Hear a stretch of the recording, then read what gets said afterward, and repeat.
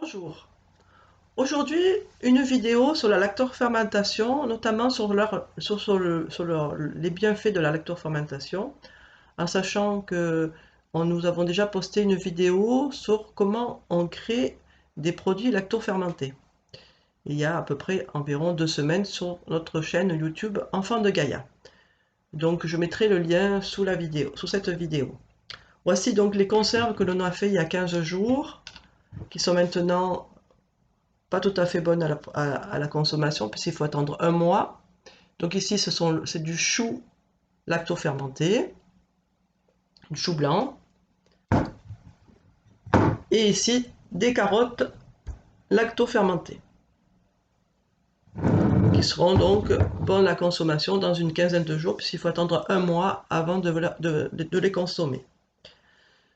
Donc la lactofermentation, qu'est-ce que c'est? C'est une technique de conservation des aliments qui existe depuis très très longtemps. Ce procédé ancestral est tombé en désuétude suite à l'avènement de l'industrie agroalimentaire.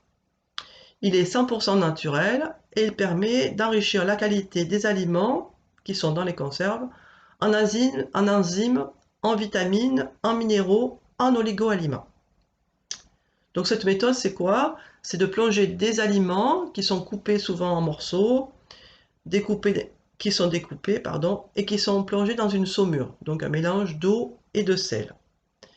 Et on s'assure qu'ils sont bien immergés dans la saumure pour en fait se bonifier avec le temps. Donc regardez donc la vidéo de François qui détaille plus sur la technique de la lactofermentation.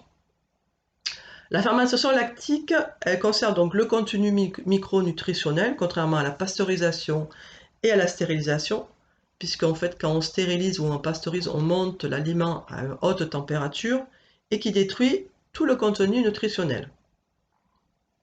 Alors que là, les produits lactofermentés sont des aliments vivants qui contiennent des probiotiques, c'est-à-dire des micro-organismes qui peuplent notre flore intestinale et synthétisent les enzymes nécessaires à la transformation de grosses molécules en molécules plus petites pour que le corps puisse les assimiler.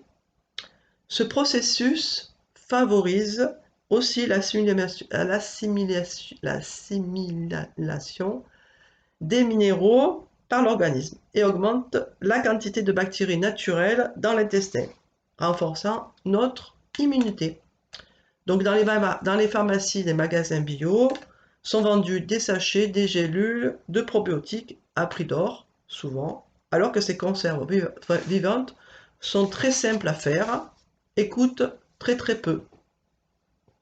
De plus, nous pouvons les fabriquer nous-mêmes, chez nous, pour un coût dérisoire. Pour les personnes qui ne me connaissent pas, je me présente, je suis Martine, enfant de Gaïa, et je suis là pour créer un monde nouveau, beaucoup plus bienveillant envers les humains et tous les êtres vivants qui se trouvent sur notre Terre. Voilà. Alors, je continue. Sous l'action des enzymes, le sucre des aliments en fermentation se transforme en acide lactique, qui renforce donc les défenses immunitaires.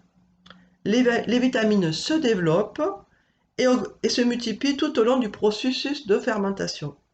De plus, les fibres végétales prédigérées par la lactofermentation facilitent le travail du système digestif en rendant les fibres moins irritantes, moins dures pour les intestins, ce qui est particulièrement apprécié par les personnes qui ont du mal à digérer les crudités.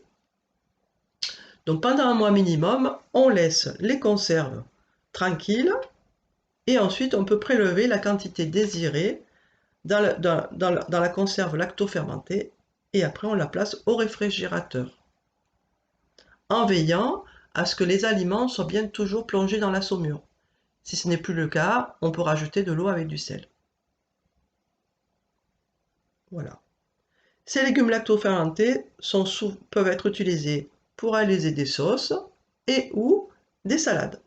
Alors la première fois que l'on goûte ces produits lactofermentés, on peut être surpris par le goût acidulé, qui ressemble un petit peu au goût de la choucroute, du chou, parce qu'en fait le chou de la choucroute est lacto-fermenté. Pour déguster, il suffit d'ajouter un filet d'huile, puisque du coup il y a du sel et de l'acidité. Et on peut ajouter d'autres légumes pour faire des super salades, ou rajouter des fleurs, enfin tout ce qu'on leur veut. Au niveau des légumes, pour lacto-fermenté, il y a le choix, il y a les courgettes, il y a les carottes, toute la famille des choux, brocolis, choux-fleurs, choux rouges, choux verts, choux jaunes, enfin tous les choux, les oignons aussi, et l'ail, et d'autres légumes. Voilà, voici pour un petit topo sur les bienfaits. Donc je vous souhaite une bonne journée, une bonne soirée ou une bonne matinée. À très bientôt sur notre chaîne Enfants de Gaïa. Au revoir.